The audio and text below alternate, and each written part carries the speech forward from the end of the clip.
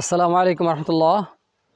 সম্মানিত দর্শক শ্রোতা, আমি ওবায়দুর রহমান ইবনে আব্দুল ইবনে ফজল দাঁড়িয়ে আছি আপনাদের প্রাণপ্রিয় প্রতিষ্ঠান আল্লামার নিজ হাতে গড়া, আপনাদের শ্রমে ঘামে অর্থে এবং আপনাদের পূর্বপুরুষদের শ্রমে ঘামে অর্থে গড়ে তোলা চরশী হাবিবুন্নাস হাফিজা মাদ্রাসা মাঠে আপনারা লক্ষ্য করছেন যে আলহামদুলিল্লাহ আমাদের প্রতিষ্ঠানের সংস্কার কাজ আপনাদের সহযোগিতা নিয়ে আল্লাহর মেহেরবানিতে দ্রুত এগিয়ে যাচ্ছে।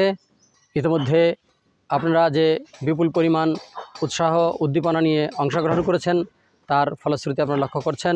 আজও লক্ষ্য করছেন যে আমাদের প্রতিষ্ঠানের জন্য এখানে ইট আনা হয়েছে, নামানো হচ্ছে, কাজ চলতেছে। আলহামদুলিল্লাহ যেমনভাবে আপনারা সকলে অংশগ্রহণ করেছেন তেমনিভাবে আল্লাহর মেহেরবানিতে আল্লামার পরিবার থেকে বিপুল উৎসাহ উদ্দীপনার মধ্যে দিয়ে প্রতিষ্ঠানের সংস্কার কাজ এবং এর উন্নয়ন, শিক্ষা দীক্ষা সর্বদিকের উন্নয়নের জন্য অব্যাহতভাবে কাজ করে যাচ্ছে।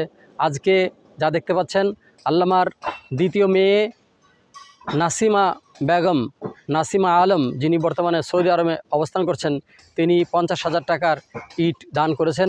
তারই ইটের যে সরবরাহ সংগ্রহ আপনারা তা লক্ষ্য করছেন। আল্লামার পরিবার, আল্লামার আত্মীয় পরিজন এবং আল্লামার ভক্ত, গুণগ্রাহী, অনুরাগী, দিনী ভক্ত যারা রয়েছেন প্রত্যেকে অংশগ্রহণ করছেন, আরও অংশগ্রহণ করবেন।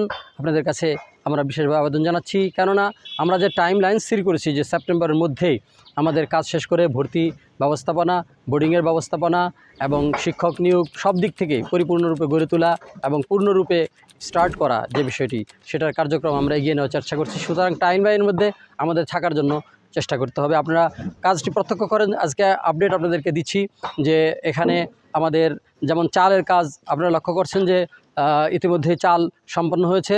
চালের পরে আমাদের যে দরজা জানালার কাজ সেটাও সম্পন্ন হচ্ছে।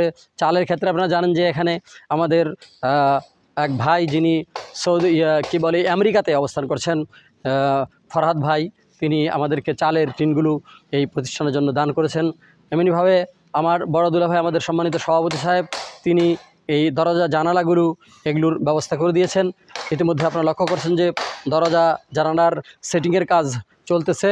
সেই সেটিংয়ের পরে আমরা রঙের কাজগুলো চলবো। সেটিংয়ের পরে দরজা জানালার সাথে যে সমস্ত ফিনিশিংয়ের কাজগুলো রয়েছে সেই ফিনিশিংয়ের কাজগুলো চলছে। পাশাপাশি আপনারা লক্ষ্য করছেন যে এই বারান্দার কাজ এখানে চলছে। বারান্দার জন্য আমাদের বাবু ভাই, আব্দুল কবির ভাই, তারা অংশগ্রহণ করেছেন।